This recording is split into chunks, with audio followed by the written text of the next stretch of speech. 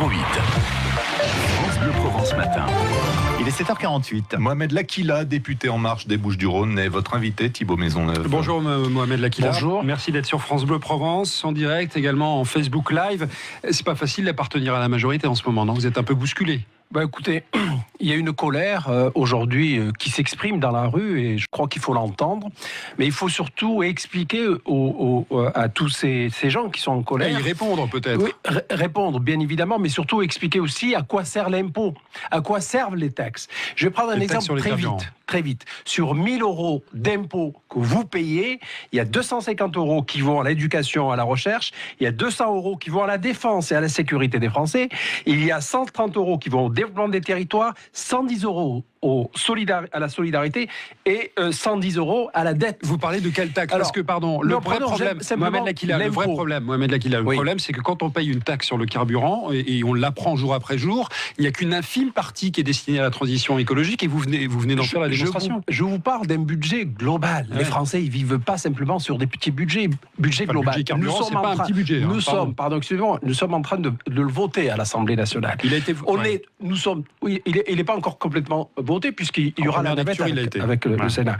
Je vous rappelle tout simplement que le déficit, je fais juste une parenthèse, puisque c'est important de le préciser aux auditeurs, puisque ce budget a été voté en première lecture, ça veut dire que la hausse à partir de 2019 de 3 centimes sur l'essence et de 6 centimes sur le diesel, ces hausses-là ont aussi été votées. Le budget a été voté, il est voté avec 90 milliards, il faut le savoir, de déficit.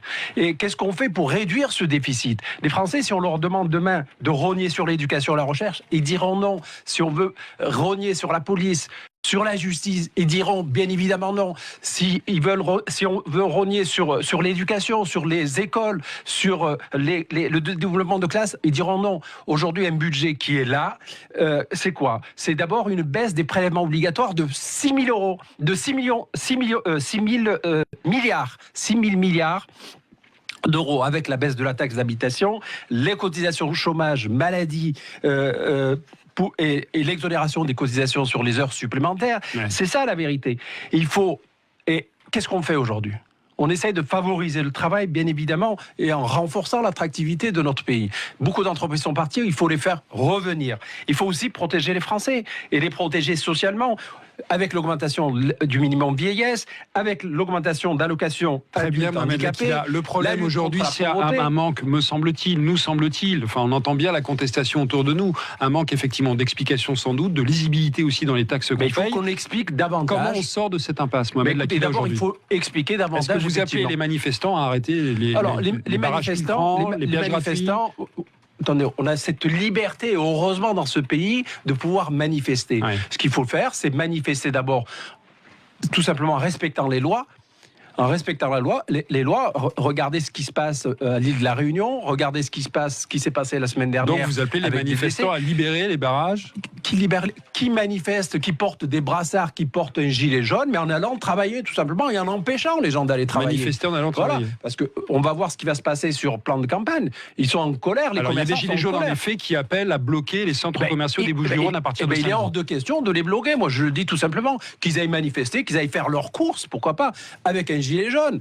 C'est une expression, mais qu'on arrête aussi d'empêcher ceux qui travaillent aujourd'hui d'aller tout simplement se rendre à un bureau ou un commerçant d'ouvrir son commerce. Vous espérez que la préfecture, les représentants de l'État feront appel aux forces de l'ordre pour que les personnes puissent aller faire leurs courses ? C'est de leur devoir. Les commerçants aujourd'hui demandent effectivement au préfet de jouer. Et le ministre de l'Intérieur l'a dit clairement, pour les manifestations qui ne sont pas autorisées, on ne laissera pas faire. Est-ce qu'au fond, il n'y a pas cette désagréable impression qu'aucun parlementaire, aucun ministre, en gros, ne fait d'efforts ? Ça revient beaucoup dans les témoignages des auditeurs sur France Bleu Provence. En clair, vous, à votre niveau, en tant qu'élu, quels efforts vous faites tous les jours quand vous demandez par ailleurs aux Provençaux d'en faire ? C'est un effort d'explication. À titre personnel, voilà. Mohamed Lakila. Eh bien, à titre personnel, en tant que parlementaire. Il faut expliquer. C'est ce que fait le parlementaire. Et vous reniez, vous aussi, sur certains budgets ? Mais bien évidemment. Regardez tout simplement la retraite des députés. On a commencé par ça, c'est-à-dire le droit commun. Là, aujourd'hui, on a des manifestations qui s'expriment. Mais qu'est-ce qui va se passer alors quand on va s'intéresser vraiment aux réformes de la retraite, aux réformes de la fonction publique. Il y a des réformes fondamentales, des réformes de fond qu'il faudra mener dans ce pays. Et aujourd'hui, on le fait, on l'a fait avec la SNCF. Rappelez-vous toutes les manifestations qu'il y a eu pour la SNCF. Ce régime, on l'a réformé. Ouais. On a été élu pour ça. On n'a pas été élu tout simplement pour faire 5 ans de mandat à rien. L'explication de texte, la tentative d'explication de texte de Mohamed Lakila, député En Marche des Bouches-du-Rhône. Merci. Merci beaucoup. à vous. Bonne journée, bon week-end. Interview que vous réécoutez évidemment sur France Bleu Provence.